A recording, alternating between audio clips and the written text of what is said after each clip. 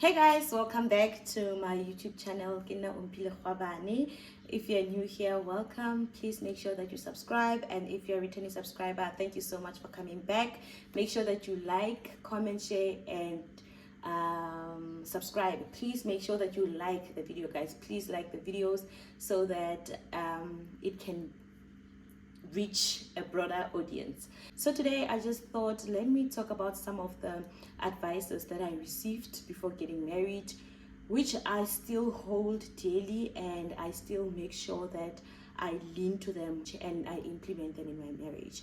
So I would also like you guys to share some of the marital advices that you received as wives before getting married. You can also comment if you're a guy, you're married, and there's something that you think will be of value to someone that will be watching here or reading in the comment sections.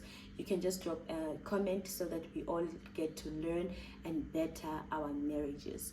So the first advice that I still hold dearly up until this day is to not and never expose our marital challenges with external members or external forces, being parents, friends, or anybody really that is not in the marriage. So what I normally do on TikTok is I share things that we have already overcome, things that happened like years ago, not things that we are currently going through. And I'm not even sharing for the sake of sharing. I share because I want to shed some light in other people's marriages, hoping that whatever that I put out there will help other marriages, or will save maybe even one marriage. So that's one thing that I've been taking with me all throughout these years. I've been making sure that I do not share any of our marital problems with outside people, unless if maybe then it's really something that needs interference. Because sometimes when we are both heated as the couple or married people in the marriage, we just need someone to hear us out. Because I've seen in most cases with my husband that sometimes he wants to be heard, and I also want him to hear me. And when that happens, the both of us ends up not being heard. We don't hear each other. We just want them to hear us. So in those cases, I think it's very important to actually bring in a mediator, but the mediator should not be family. The mediator should not even be friends. So yeah, that's the one advice that I was given, and I've made sure that, you know what, this is one advice that I don't want to compromise. And I remember when this old lady gave me this advice, we were at my kitchen party and there was a cake. And for the kitchen party, I don't know if you guys are familiar with kitchen parties, but it's basically where the bride is being walaiwa. And one of the things that she said was that, do you see this cake? And I said yes. And she said everybody here does not know what the color of the cake is. They do not know the flavors of the cake. The only person that might have this information is the person that baked the cake, and your mother, the person that went to the lady who did the cake. So for us to know what is inside this cake is only if your mother can tell us, or the lady that baked the cake can tell us. But it is covered with ice and sugar, it is covered with cream. We cannot see anything that's happening inside. And she used that as an example to say, do not expose things that are happening in your marriage. Make sure that you cover them. Make sure that you cover your husband's weaknesses. And I would like to believe that it's the same with the husband. So basically she was saying, keep things that are happening in your marriage to yourselves. Do not come and expose your husband's weaknesses. Do not come and expose what's happening in your marriage. Keep it between the both of you, or if there's anything, go to God with whatever that you want to share, which I believe is the most beautiful advice ever. Because I mean, one day people will use the very same things that you used against your husband against you. So be careful of the things that you expose about your husband, about your marital life to the world. Also remember, how people in your life view your husband is based on how you talk about your husband, how you treat your husband in front of them. People can tell how your marriage is based on how you speak about your marriage and how you treat your spouse in front of them. And then the second one, it is praying for my husband. That is the golden advice that I've ever received. pray for your husband, pray for your marriage. And I know a lot of people, I remember on TikTok I posted this video saying wives, pray for your husbands. And I was saying wives because my content is based on wives. We talk to wives, or I talk to wives on my content. And I was saying pray for your husbands. And listen, when I say they came for me, they came for me. They were like, we're not gonna pray for an adult. Why can't he pray for himself? You know, why can't he do this for himself? Why can't we do this for himself? And it's so sad that we are such a selfish generation that we are even selfish with things such as prayer.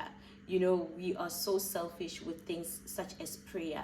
And it is sad, it is even more sad that the people that are saying all of these things, most of them are Christians, most of them claim to be children of God. But anyway, so that's also one of the golden advice I've ever received. Pray for your husband, pray for your husband. And let me tell you, recently I came across a scripture in Proverbs 7 that's talking about women that pursue or seduce married men. Or actually it's not married men, it just says women that pursue men. I know most of the time it's always men going after the women, married men pursuing husbands, married men pursuing girls and or women that are not married and having side chicks. That is the narrative that we all know and the narrative that is put out there.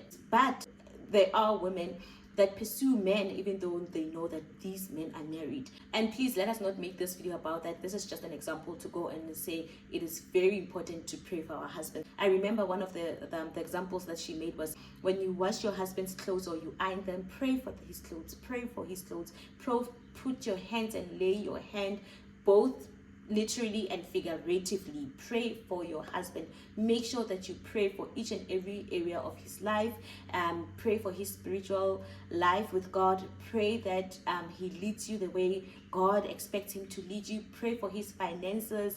Pray that for his health. Pray that he becomes a respectable man in the society, in the community. Pray that God blesses him with resources for the betterment of the marriage. Pray for your husband. Pray for his mental being. Pray for challenges that he comes across that you might not know. Pray for your husband and pray for your marriage. And I think it's so fitting because we as suitable helpers, we are here to help our husbands in areas that they cannot reach. Not to say that they can't pray for themselves, but if you as the wife can see that my husband is not really praying, my husband is not really so prayerful, then that is where you step in as a suitable helper and stand in the gap for your husband and for your marriage. Because whatever benefits your husband, whatever that benefits your husband, benefits you and benefits the marriage. So that is also the most beautiful example. That was the most beautiful golden rule, that golden advice that I was given, which I value up until this day. The last one, because I just wanted to name 3, the last one was that there are things that you can substitute in your marriage and there are certain things that you cannot substitute. So for an example, things that you can substitute is having a helper, someone that cleans the house. You can substitute that, but you cannot substitute respect. You cannot outsource respect.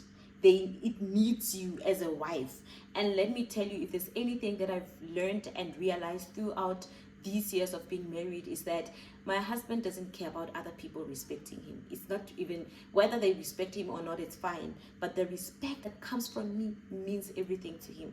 The respect that comes from me means the world to him. He thrives on my respect, not any other woman's respect. He always tells me that I don't care whether people respect me or don't respect me at work. It's fine, it's okay.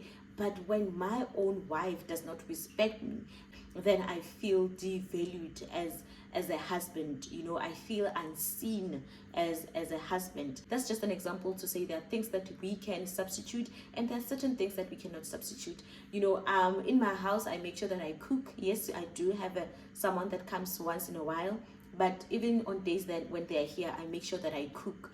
And I know this might not be a reality for everybody because of how hectic life can get, but I will just advise you to make sure that you at least cook once in a week or something. You know, don't let it get to a point where your helper is not around and your husband starts missing the helper.